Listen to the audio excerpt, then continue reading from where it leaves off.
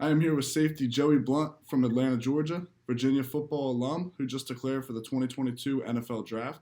First of all, thank you so much for taking your time out and for doing this and joining the open mic show. But second of all, I wanted to ask you and open up with before we get started. Did you get a chance to check out Juan Thornhill and the Chiefs last night, 42-36? Thoughts on that OT game and just the NFL weekend? Man, I think, yeah, first off, I'll say thanks for having me on the show. Regarding the games this weekend, man, this is probably some of the best football I've seen in a while, playoffs and divisional games. And of course, I had to see my boy Juan Thornhill and the Chiefs come up with the overtime victory. For a second there, it was kind of shaky, man. So I went back and forth, but, Patty Mahomes doing his thing and all the rest of the games too. I mean, you saw it 3-point spread last second. So it was a crazy weekend for football. Yeah, that weekend was crazy. And like the first question I really had was the OT rules. That kind of sparked a lot of buzz in social media regarding like just the coin toss and like the first team scores and they win. Like, what is your thoughts on that? What's your opinion? Because college rules are different from the NFL when it comes to overtime. In a game like that specifically, where both offenses are hitting on all cylinders, quarterbacks are on fire, you just wanting that coin toss to go your way. So, I mean, it was obviously good for the Chiefs, but it sucks for the Bills. And I would rather go both ways. Like you each get a chance, like sudden death, like redemption type of thing. I know it's what the fans want. At least that's what it seems to be on social media. Yeah. And I feel like the players are the same way. I just wanted to hear your thoughts on it because it's interesting how like the college rules are different from the NFL in overtime. Like I feel like they should just either be the same or the NFL should actually take a note out of the college book because like it seems that one to be better. For sure. But I want to talk about Day One Sports Entertainment. Yeah. That's an agency. Talk to me a little bit about that. Yeah, Day One Sports Entertainment. My agent, Derek Gilmore, great guy, hustler, energetic. His business partner, Amanda White, who I work with closely. And under them, they have a lot of different people, different clients as well. Different guys and women that I like spend my time around, that we have similar interests and similar goals. Thing about Day One is just they're always trying to do something. Like there's not a day that goes by where his work not trying to be put in or, deals trying to be made. And the thing I like about Derek is that he was always hustling, always, persistent and determined to make something happen, even when it didn't look like it was going to happen. He always had good energy. He was really upfront. And the thing about choosing an agent, too, is you're looking for someone who's genuine. And everyone in Day One has been genuine since I've met them and just been real upfront, honest with me. This is what it's going to look like. This is what you can do. This is what I want you to do. So that's all you can ask for in an agent, really, to be just genuine and just build a chemistry and a connection with them. And I'm sure they were thrilled for you, as was I, because we're a couple days removed from the Hula Bowl, as you had a game-sealing interception. That had to be a pretty cool experience. And you had the opportunity to not only play with like college players, but they had international players as well. So just talk about that whole experience. Yeah, that whole week was so enlightening as well. Playing with different guys across the ACC, Big Ten, FCS, Pac-12, Mountain West, just all these different conferences. You're really playing with some of the best guys that have declared for the draft. And personally, I got to hang out with some guys in the ACC that I played and got to know really by the football, but now with more personal and just seeing each other grow and encouraging each other. So that was a real surreal moment. And also working with those NFL experienced coaches, really understanding what those practices look like, the tempo, expectations wise, keeping your body safe. It was a different type of atmosphere, I guess, all around, what is the word, I guess, just aura for the week. It was hard, it was good work, good competition, but at the end of the day, it really worked out in my favor. I had a great week of work. And yeah, like you said, international players from Japan, it was cool to get to see them on the field too. And you were representing Virginia, obviously. And when you slid into the end zone with the interception, I was fired up for you. Running in with your teammates, like that's a cool scene. And representing Virginia, your dad did that as well. So I just wanted to know, coming out of high school, was that something that you thought about? Did that impact your decision in going to Virginia? Yeah, it's funny because I was originally born on the West Coast. So I moved out to Georgia when I was around 9 years old.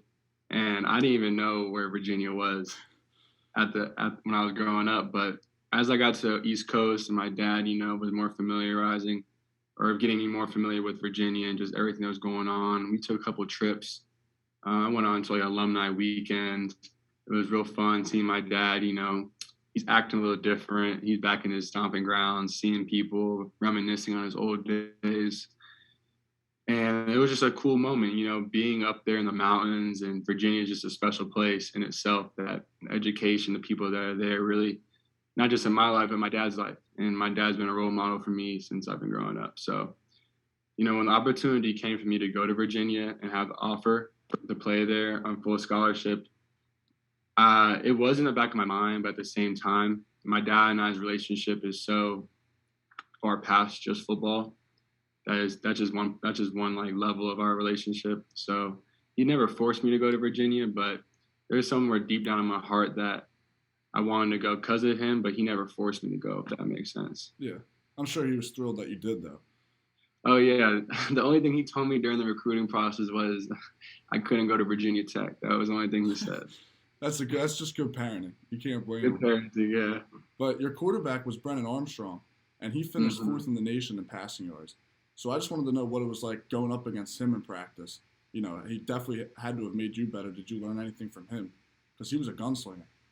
For sure, man. Brennan and I'm like really close friends with Brennan, so I enjoy getting to talk about him because I've seen his growth, not just as a person, but as a leader on the team, as a quarterback as well, and stepping into those shoes that were left behind for him to fill.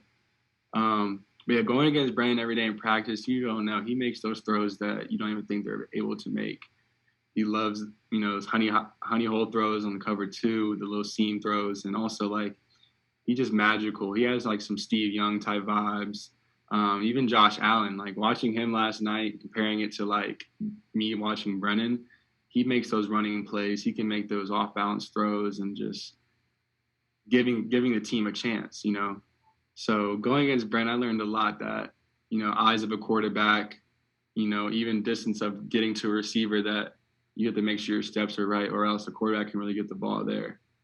And who's very good at like looking off their safeties too is Kenny Pickett, who you had a field day against in 2019 on Pitt. Yeah. You had 7 tackles, 2 sacks, and an INT. That had to be a crazy game for you. He's projected to be a top 15 pick this year. Mm-hmm. So what were your emotions after that one? After the game, man, that was an emotional one for me. So the year prior, we were playing them. We just got ranked 25 in the nation, and it was a rainy game. It was nasty out, but I was having a decent game for real. I made a tackle on a guy, and during that tackle, something didn't feel right when I got up, and I ended up getting injured towards the end of 2018. So coming to 2019, there was a lot more pressure on myself. I put a chip on my shoulder that, I played these guys last year. I got hurt during this game. I'm going to go out here and go crazy. So going against Kenny Pickett, man, like you said, he's a phenomenal player. Like I got to see his growth just like Brennan. And the guy he is this year to who he was last year is night and day. And I'm glad for his growth as a player. I don't want anyone to do bad ever. The competitors on the field, but off the field, like I want the best for Kenny. So seeing his growth and night and day like change is just so good to see. But yeah, 2019 and this past year, I had a great games versus Kenny Pickett. Yeah, and I'm glad you brought up off the field as well because you're an academic honor roll guy. So what do you think the key to balancing football and academics is? Really just time management, understanding how you learn. So I'm a visual and like I'm a good note taker guy. So in my undergrad years, I really take advantage of taking all these notes down, even color oriented type of things, and just working with your academic advisors to really set the best plan for yourself. Everyone has crazy schedules as an athlete, but it's really up to you as a person to make sure you're on top of things. So I took it really on myself to never have my coordinators or everyone like looking after what I'm doing, make sure that I'm initiating those conversations. I'm showing them that I'm on top of it. Because at the end of the day, it gives you more responsibility and you build more trust with them. So they're not always on your back and looking over your shoulder, that you can get trust and, separation to where you can do your thing on your own. So you've gotten to play with a bunch of talented defensive backs as well. Bryce Hall being one of them. We mentioned Juan Thornhill. What do you think? First of all, the best defensive back you got to play with or go against? I think that's an interesting question. And what's one big takeaway you took from either one of those guys? The best defensive back I got to play with. Oh, you're trying to get me in trouble, man. Look at you.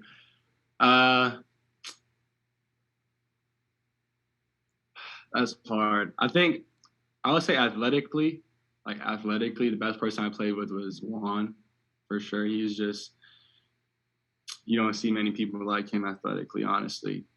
As a DB, though, technically sound was Bryce Hall, for sure. I think he might be the best DB overall, all aspects wise, because his work ethic, he was a technician, his feet, his hands, his ball skills, everything he did in his final 2 seasons at UVA while I was playing with him was really just amazing, like just record breaking, honestly. But this past year, I really had a good time playing with my boy Nick Grant. I said because me and him we have a good chemistry and really good cohesiveness. So playing back there with each other, when you play with someone you're really comfortable and confident with, you can play faster and just even the communications are quicker. You can even do it with just, some hand movement, some eye contact. So I would say those 3 guys really I had a great time playing with. The best defensive back that I saw playing our offense,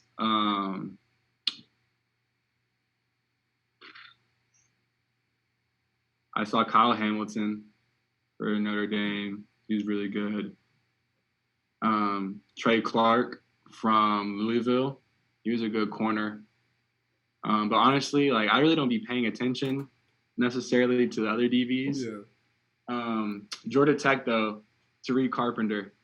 Yeah, he's a dog for sure. Both their safeties, Wanya and Tariq, are both dogs. Other than that, I really wasn't convinced by a lot of people.